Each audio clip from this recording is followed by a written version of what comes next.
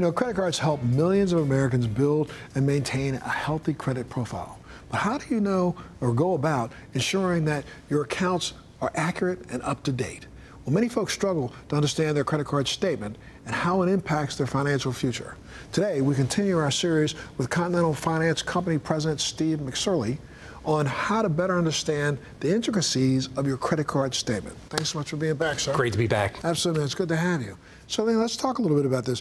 What should consumers, consider when they receive their first credit card statement? So there's three things I suggest consumers do when they get that first statement. First, make sure you check to see that the name, address, and account number appear correct. Because if you try and call into customer service, they may have a difficult time identifying you since the information may be incorrect. Okay. Second, check to make sure the initial account summary information is accurate. Things like the credit limit, the interest rate, if there's any account fees like an annual fee, that's correct. The last thing you want to check to make sure is you know how to reach customer service and you need to talk to them. Gotcha. So typically that phone number is located at or near the top of the credit card statement. But I suggest that consumers put that phone number into their cell phone in case their credit card's ever lost or stolen. And what do you do if you find something inaccurate, some inaccurate information on your statement, or there's a charge that you don't recognize? So if you see inaccurate information, say a fee billing like a late fee or an interest charge that looks inaccurate, call the credit card company, explain to them why you think it's incorrect. They'll investigate it and make a change if necessary. If there's fraudulent activity, you definitely want to make sure you get in touch with them right away so that you can put a stop to that fraudulent activity. Chances are that customer service representative's going to close that account down. They're going to issue you a new account number and a new credit card. So let's shift the focus for a second. For many people, the credit card statement can be really confusing. So how do you decipher this thing when you first have it right there in front of you? The first thing I tell people is to pay attention to that account summary. This is a high-level overview of the activity that's occurred during the billing cycle. So it starts with your beginning balance, which was the prior month's ending balance, and takes into account all the activity that happened during the month, such as your purchases, your payments, any interest charges or fee billings. This gives you your new ending balance. Also included in this section are going to be things like your credit limit, how much available credit you have, your payment due date, and your minimum payment.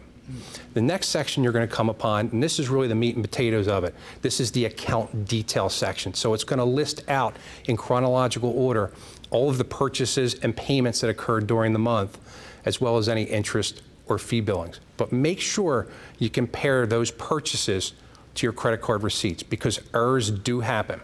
Gotcha. And the last thing I would tell people to pay attention to is how that minimum payment is calculated. Typically, it's a percentage of your ending balance. It could be 1, 2, maybe even 3% of that ending balance. But make sure that's correct. Well, I hear about this a lot because if you only make your minimum payment, it can take you a long time to pay off your balance, right? I hear that a lot. And the truthful answer is it really depends on how long it takes to pay off. It depends on things like how big the balance is, what your interest rate is, what your minimum payment is. Are there any program fees that bill, like annual fees?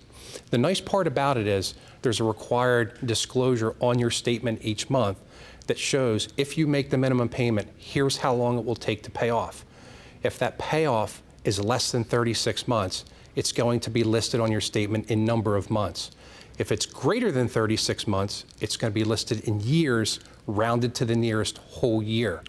Now, if that payoff is more than 3 years, now a secondary box appears which says, here's how much you need to pay each month in order to pay your balance off in 3 years. So it prods the card holders to kind of pay more than the minimum balance each month so they can pay their balance off sooner and avoid those costly interest charges. Sure, so making more than a minimum payment is going to not only save you money in the long run on the bill itself, but you can get paid out earlier. That's correct. So obviously paying more than the minimum payment is going to reduce your balance. So the added benefit here is that it actually reduces your utilization rate. And if you recall from one of our earlier episodes, that's the second most important factor that goes into deriving your credit score. So if you can actually keep your utilization rate at or below 30%, it can be a positive on your credit score. Wow, okay. Well, any final thoughts? I would set aside some time each month to make sure you review your statement in detail. Errors do happen, so make sure you compare those purchases that you make each month to the actual receipts that you have. This way, if there's an error, you can catch it and get it fixed. So where can people go to get more information? They can visit us at continentalfinance.net. Well, again, thanks so much for being with us. And of course, if you want more information, you can always go to our website, thebalancingact.com. We'll be back right after this.